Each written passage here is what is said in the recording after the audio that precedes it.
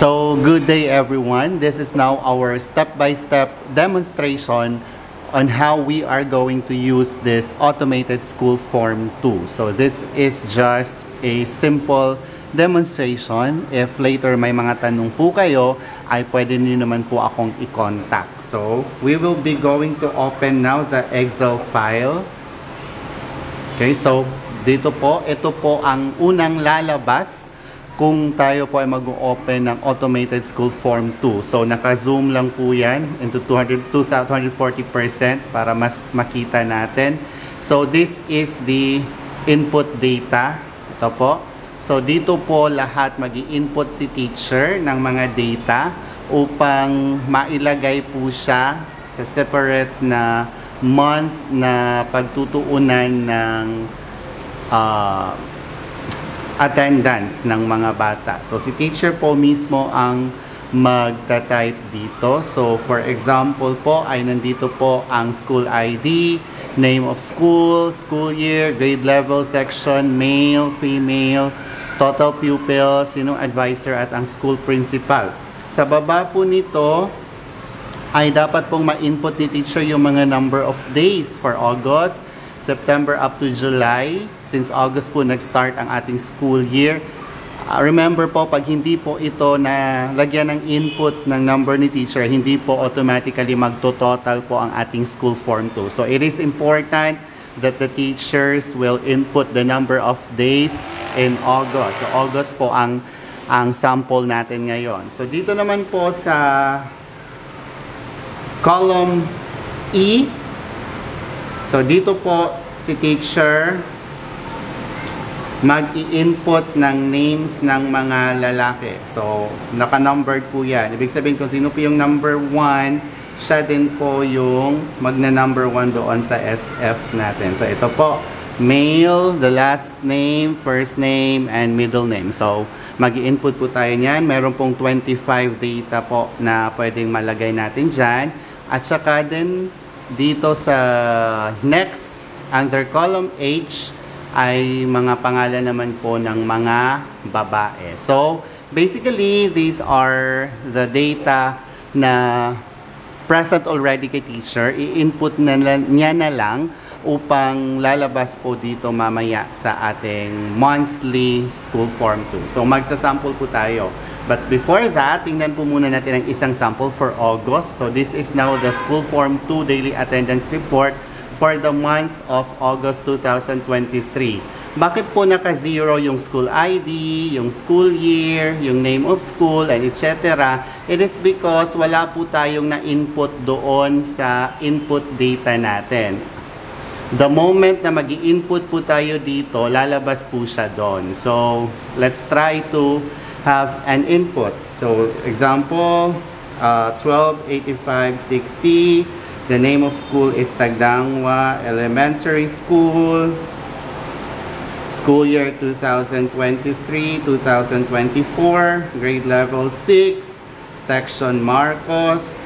The total male is 25. Example lang po to. 25 ang female. Total pupils is 50. Advisor is Alan S. Madino.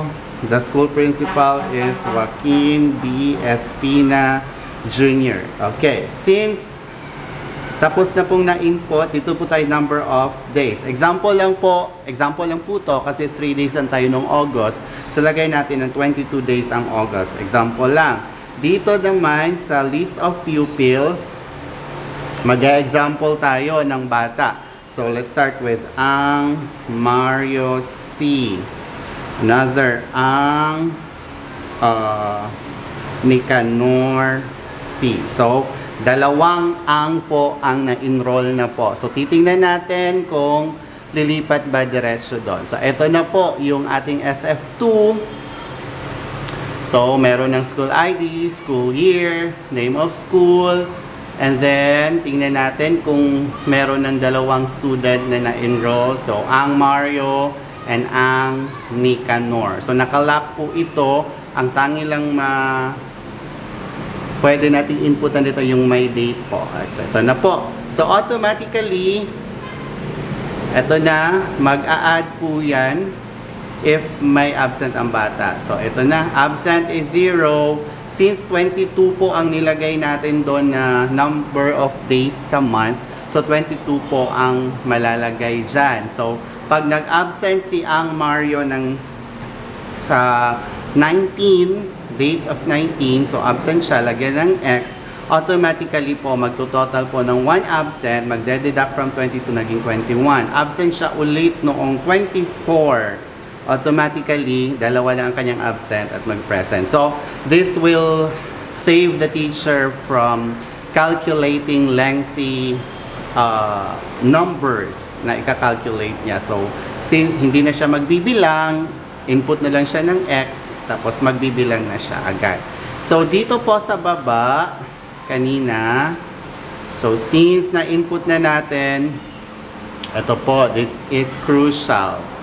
So, automatic na po itong 22 pag nag-input ka doon ng number of days. So, first day is 25, 25, then 25. Percentage of enrollment is 100. So, magko-compute na po siya. So, since dalawa lang, hindi naman naka-apekto sa 50 yung dalawang absent. So, ito na po yung overall. So, si teacher na lang po ang mag-e-encode dito na part, itong late enrollment. Kasi hindi naman po alam ng system kung may nag-late enrollment. So, automatically, si teacher po ang mag-i-input niyan.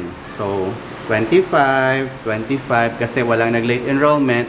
Registered learner for the month, si teacher pa rin din po ang mag-i-input. So, kung i-erase po natin ito, automatically, yung dito po sa percentage of attendance for the month ay wala po siyang mako-compute kasi blanco po rito. So, kailangan 25, 25 at saka 50. So, si teacher na ang may alam niya. Okay. Now, dito po sa number of students absent for 5 consecutive days, si teacher na din po. Sino nag-drop out, nag-transferred in, at nag-transferred out. So, makikita niyo na po dito yung advisor na nilagay kanina at ang school principal. So, basically, wala pong kailangang maraming gagawin si teacher. So, mag-i-input lang po siya ng data and then, ang data po dito ay magta-transfer na siya automatically per month. And then, bakit 0 ito? Kasi wala pong student number 15 na male. So, ito na po. So, automatically, magsa-sum up na po yan lahat. Example, so, kung 25 po ang bata, automatically magto-total na po siya rito. So, hindi po siya nakalock kasi magsiset po ngayon si teacher. How about sir? Hindi umabot ng 25 ang lalaki namin. Kasi ang tinotal dyan ay 25. How about sir? 23 lang. Okay. So, kung 23 lang, wag nating bilangin si 24 at si 25. So, automatically, kung 23, remember that 23 is under number 30. So, dito, magsiset na lang po tayo dito sa total area. Okay? So, nandito po siya ngayon sa taas. So, hindi natin bibilangin ngayon itong si number ika-24 at ika-25. So, automatically, ganito na lang. Ida-drag up na lang ni teacher or dito na lang siya. Okay? AP 32. So, hanggang 30 lang tayo kasi 25. Hanggang 30 lang tayo. Automatically, ito, nagbo-blue siya. Ito na po, dito lang ang ito total niya. Pag press ng enter, adya. So, hindi na sila nabilang. Pag nakita mo yan, i-click mo dito sa formula bar, makikita mo kung hanggang saan niya tinotal yung mga number of present days ng mga bata. So, yun po ang nangyari. So, ganito po sa male, hanggang at sa female din, applicable po. So, basically, yun lang po ang magiging problema ni teacher kung hindi po 25 yung lalaki at babae niya. So, kung magkakaproblema din po kayo, ma'am, sir, pwede nyo lang po akong i-email at i-PM at masusolusyonan natin yung problema. So, ito na po from August, September, October, November. So, after every end of the month, ay magpiprint na lang po si teacher sa kanyang nagawang SF2 based on the attendance ng bata. So, bakit X ang nilagay dito kung absent, Alan? Kasi po, according po sa DepEd order dito, X po talaga ang ilalagay kung absent. So, automatically, pag nag-X po kayo, bibilang siya sa absent kasi meron pong formula dito na yung X ay i-convert niya ng 1. This is if formula. So, automatically, magma-minus siya sa total number of days.